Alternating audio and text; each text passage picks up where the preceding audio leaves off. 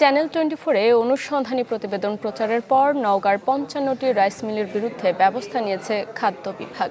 গত ২২ মে নওগাঁয় চাল সংগ্রহে খাদ্য বিভাগের অনিয়ম নিয়ে অনুসন্ধানী প্রতিবেদন প্রচার করে চ্যানেল 24। এরপর জেলার প্রায় ৪ শতাধিক রাইস মিলে একযোগে অনুসন্ধান চালায় খাদ্য নিয়ন্ত্রণ বিভাগ, যেখানে ৫৫টি মিলের অনিয়ম প্রমাণিত হয়। এরপর স্থগিত করা হয় তাদের বরাদ্দ। এ সময় মিলগুলোকে যথাযথ উৎপাদনে ফিরে আসতে নির্দিষ্ট সময় বেঁধে দেওয়া হয়। খাদ্য নিয়ন্ত্রক জানান, শর্ত মেনে উৎপাদনে ফিরেছে ৪০টি মিল। স্থায়ীভাবে বাতিল করা হয়েছে ৫টি অচল মিলের বরাদ্দ। বাকি ১০টি রাইস মিলের চুক্তি ও বরাদ্দ আগামী সপ্তাহের মধ্যে বাতিল করা হবে। দর্শক, এ বিষয়ে আরও জানাতে নওগাঁ থেকে সরাসরি যোগ দিচ্ছেন সহকর্মী হারুনুর রশিদ চৌধুরী। হারুন, কি ধরনের ব্যবস্থা গ্রহণ করা হয়েছে জানাবেন? নগদ নিয়ে এলো হার না মানা হার অফার। সর্বনিম্ন ১০,০০০ টাকা রেমিটেন্স নগদে পাঠালে থাকছে স্বর্ণের হার জেতার সুযোগ।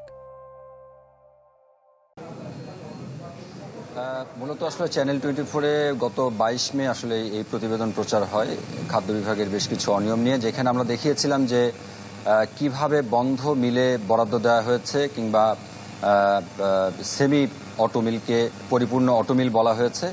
পাশাপাশি বিভিন্ন মিলে যেই বরাদ্দ দেওয়া হয়েছে সেই বরাদ্দে যেই পার্থক্য করা হয়েছে সেটি আসলে কিভাবে করা হয়েছে আমরা অনুসন্ধানে সেটি দেখাবার চেষ্টা করেছিলাম। এবং সেই প্রতিবেদন প্রচারের ২ থেকে ৩ দিন পরে আসলে ৫৫টি মিলে চিঠি ইস্যু করা হয়। এই চিঠি ইস্যু করার আগে নওগাঁর যেই ৪০০ অধিক যে মিল আছে অটো এবং হাস্কিং মিলিয়ে, সেগুলো পরিদর্শন করে খাদ্য বিভাগ এবং সরজমিন করে প্রত্যেকটি মিলে গিয়ে ভিডিও করা হয় সেগুলোর সক্ষমতা আছে কিনা, চাল উৎপাদনের কিংবা সরকারের সঙ্গে চুক্তি হবার মতো সক্ষমতা আছে কিনা সেটি যাচাই করা হয়। এবং ৫৫টি মিল যে সন্দেহজনক সেগুলোতে আসলে চিঠি দেওয়া হয়।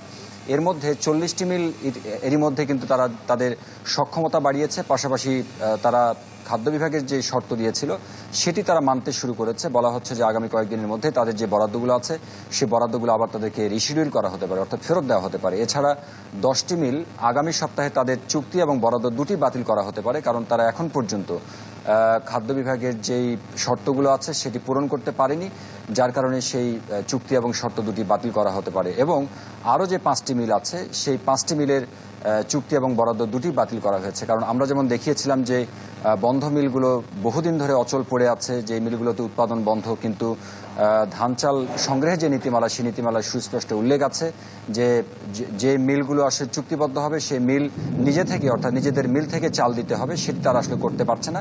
সেই জায়গাগুলো কিন্তু খতিয়ে দেখছে। মোটামুটি এরকমটা ছিল। এই ব্যবস্থার সবশেষ কি হয় আরও ২-৪ দিন পরে গেলে অথবা সামনের সপ্তাহ নাগাদ আমরা চূড়ান্তভাবে বলতে পারবো। ধন্যবাদ আপনাকে। দর্শক, নওগাঁ থেকে যুক্ত হয়েছিলেন আমাদের সহকর্মী।